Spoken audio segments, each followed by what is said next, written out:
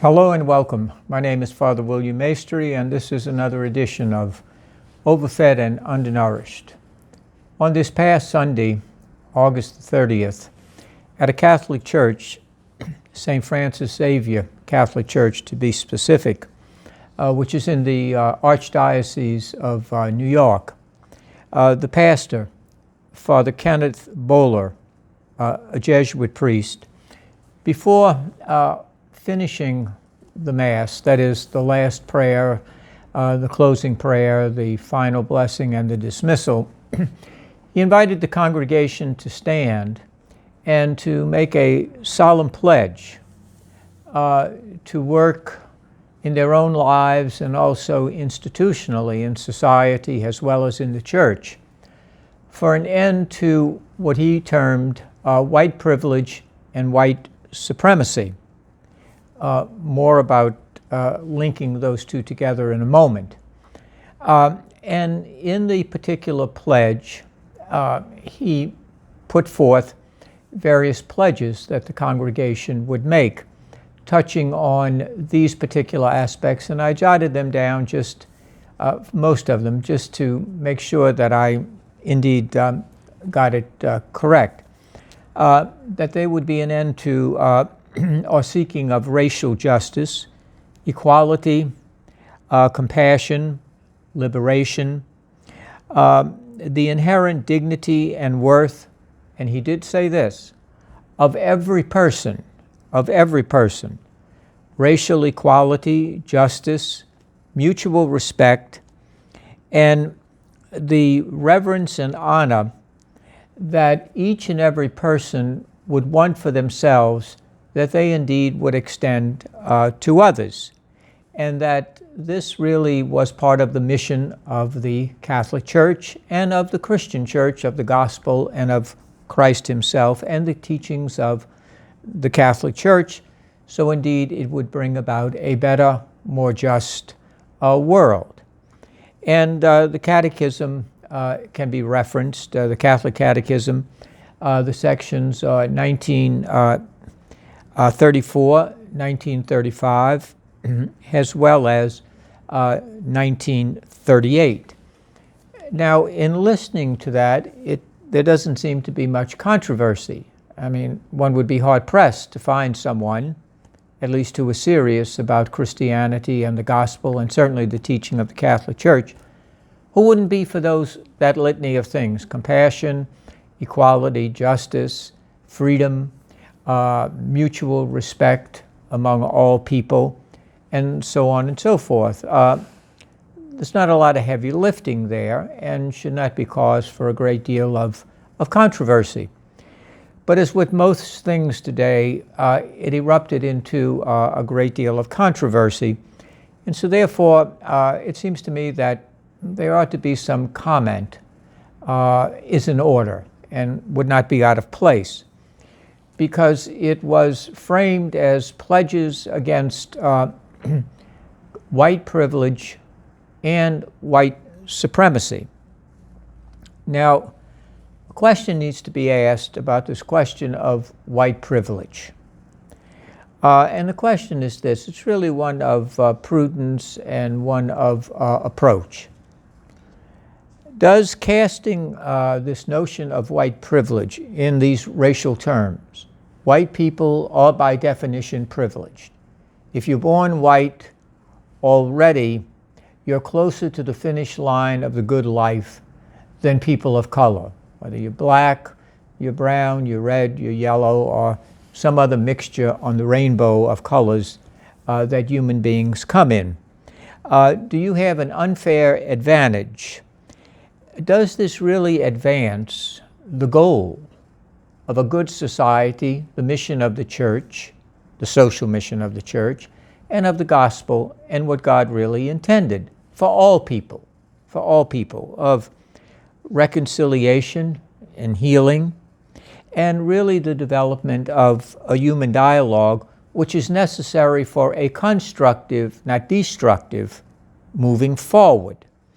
And if you start from the premise that all white people, by the mere fact that they are white, are advantaged, it seems to me that you already are setting up the barricades and the divisions between white people and all people of color.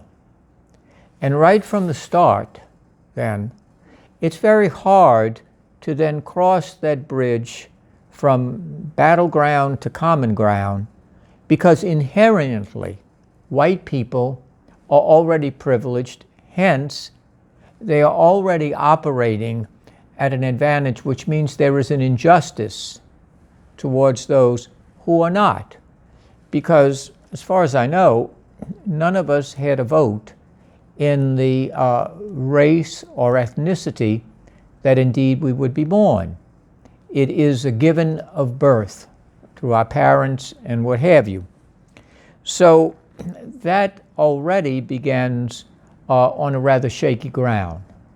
In addition to that, the idea that somehow my race in which I am born, which I have no control over, I have no input, I don't give my consent, I don't give my negation. It simply is the way I have been born. That somehow automatically begins an advantage for which I, again, have no control. So therefore, the problem is I can never, ever undo that advantage. That advantage will always be there, and therefore what I am left with is a great deal of guilt, for which I have no way of atoning, making redemption. I have no way of, in fact, overcoming this quote-unquote flaw, because it's just a given of the way that I am. So in other words, I am forced to walk around in a perpetual state of guilt by the mere fact that I am white. And it's kind of interesting at this point, if you stay with me on that, because when affirmative action was the hot topic, it was said that, well, you are advantaged because of your skin color, for example. If you are black, or if you are some other favored color, you are somehow given a special preference, or you are given a special place. Now, many people looked at that and said, well, gee, that's reverse discrimination, and any achievement that a black person or a person of color would achieve, any advancement, any placement, is not the result of their achievement, their hard work, their effort, their native intelligence, their discipline, the amount of time that they devoted to whatever activity it was, from entrance in school to grades to promotions, etc. It was not the result of that person. It happened to be the accident of their skin color, and hence it tended to demean. It tended to demean their real accomplishments and their real achievements through their hard work and effort, and through using, fostering, and nurturing the very talents that they were born with, that they developed. Rather than devoting themselves to X activity, they devoted themselves to study or to art or to long work, the idea of being diligent, saving, all of those kinds of things that in this society ensures a certain degree of success. So it diminished that. Prime example of that, of course, is Associate Supreme Court Justice Clarence Thomas, who graduated from the Yale Law School. And he tells in many of his writings that his law degree from Yale, he has never put in his Supreme Court office in the Supreme Court building in Washington. It's in his basement, and he never looks at it, because he was often looked upon as, well, you made it and you got through because you were black. And he was made to feel that way by the various comments of not only students, fellow students, but also by many people in the Yale faculty and various administrators and so on, and even in the workplace.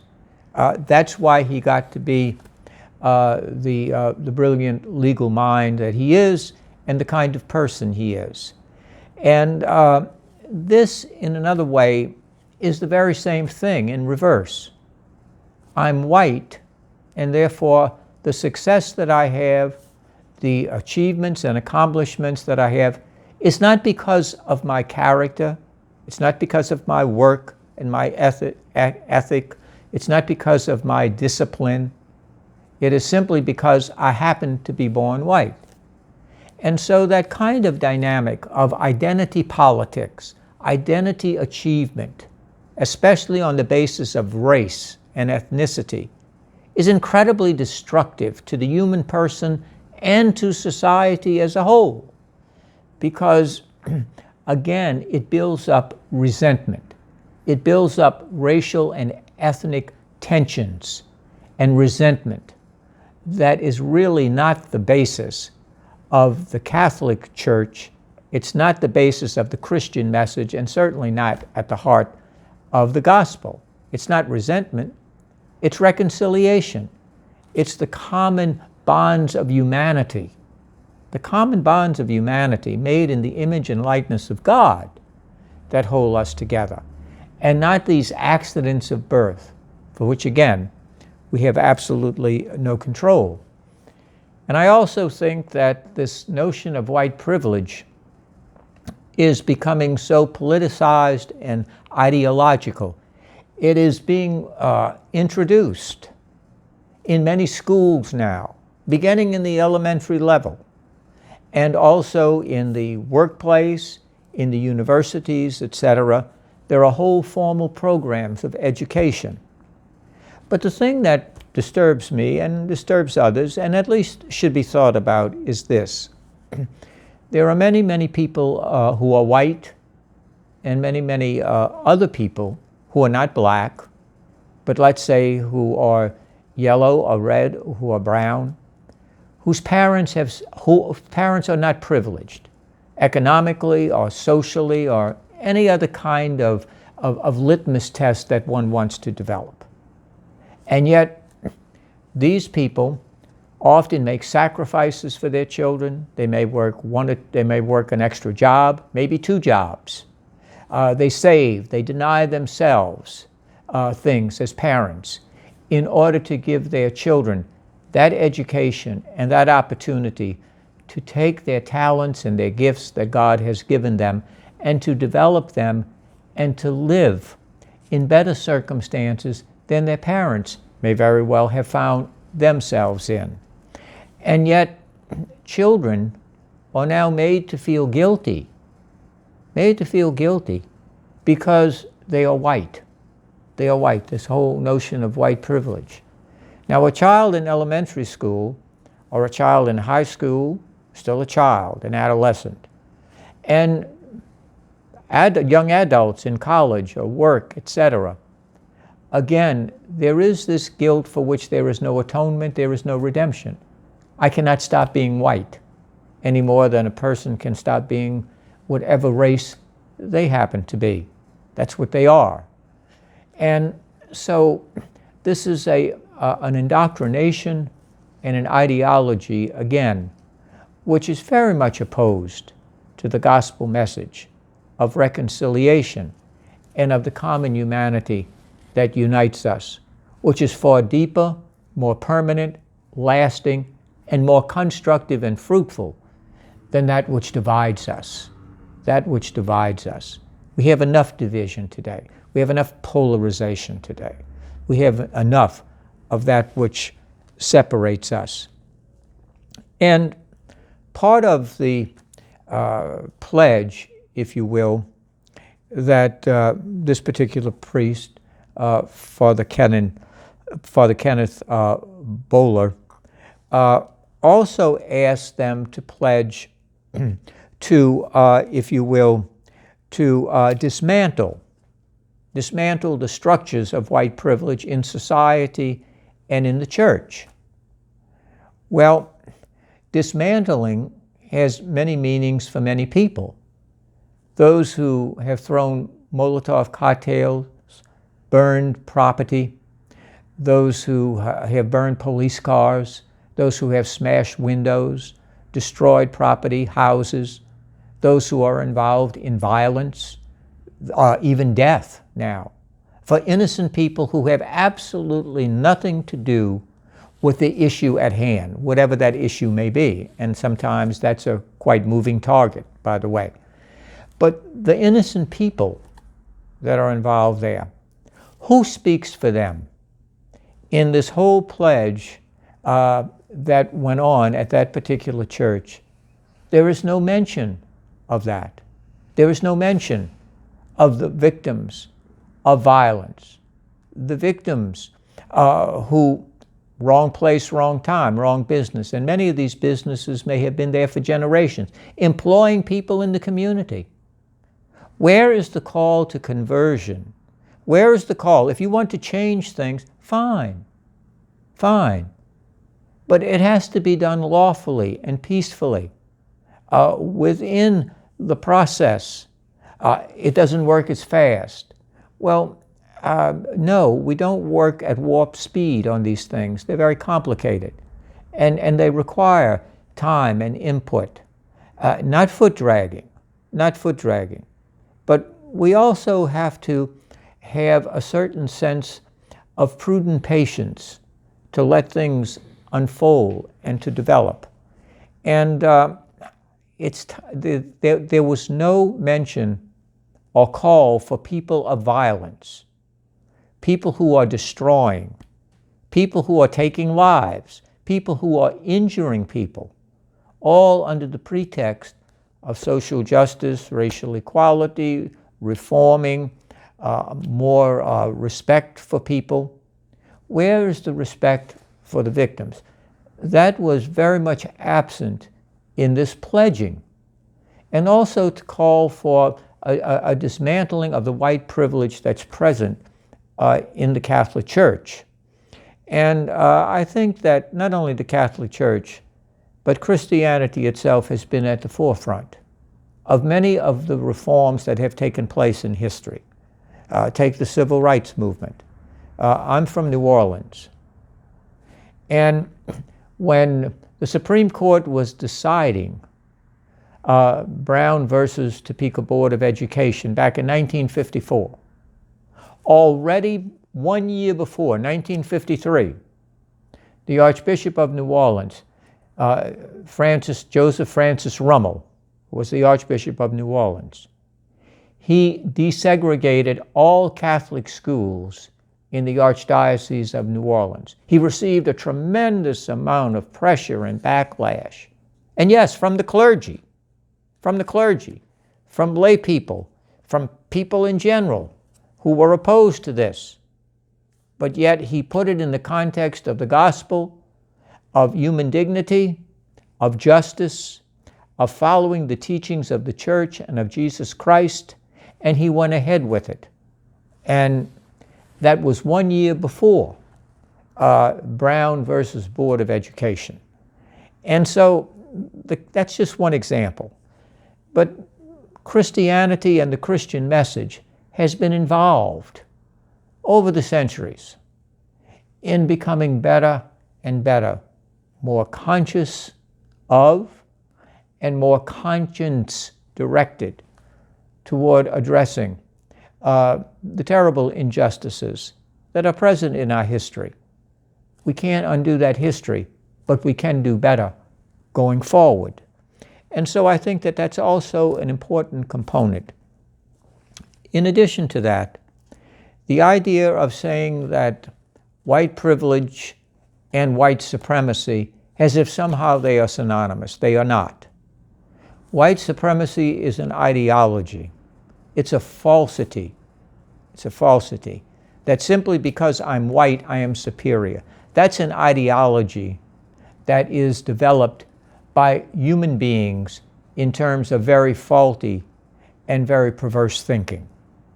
That is produced by the conscious decision of human beings to foster this ideology in order to achieve some political or social end. That is wrong. And I don't know of too many people other than white supremacists who believe that. But to say that white privilege is the same as white supremacy is really not true. And it's a very unfair conflation, a collapsing of the two into one. We're talking about something entirely different. I can denounce white supremacists and all that goes with that because I have a choice in that. I have a conscious choice to believe that and to promote that and act that out. I do not have a conscious choice when it comes to whether I'm white or black, brown, yellow, or red. That simply is not there. So I think it's very, very important that we take a look at this particular notion and to see it perhaps not in the context of the liturgy, but in the context of religious education, discussion. That would be a very good forum within a parish for adult education, and also to work it down to high school students, to college students, to young people, to listen and to dialogue, both sides talking, both sides listening. I think that's very important, and I don't think that that's controversial. It has to be handled with prudence, as St. Robert Bellarmine always said, holiness, simplicity, but always with prudence, good judgment. I would like to suggest, finally, by way of closing, that in the Catholic Church, there is a Eucharistic prayer that's used on special occasions. It's for the Mass of Reconciliation. And this is what it says. I'm not going to read the whole Eucharistic prayer, but I want to read, I think, a pertinent part of that Eucharistic prayer, which I think can advance constructively and not further the divide that is too much with us. It says, "For though the human race is divided by dissension and discord, yet we know that by testing us, you change our hearts to prepare them for reconciliation. Even more by your Holy Spirit, you move hearts that enemies may speak to each other again. Adversaries join hands, and people seek to meet together. By the working of your power it comes about, O Lord, that hatred is overcome by love, revenge gives way to forgiveness, and discord is changed to mutual respect." And that's said at the Eucharistic prayer. That's really our goal. That's always what we're trying to achieve. If Lincoln wanted a more perfect union, and he was right to want that, the Catholic Church, the Christian churches, humanity wants to move to that point where indeed we can talk not at one another, but to one another, where we can again lay aside the hatred and the vengeance, the destruction and the death, and seek a better path forward. That is all to our advantage.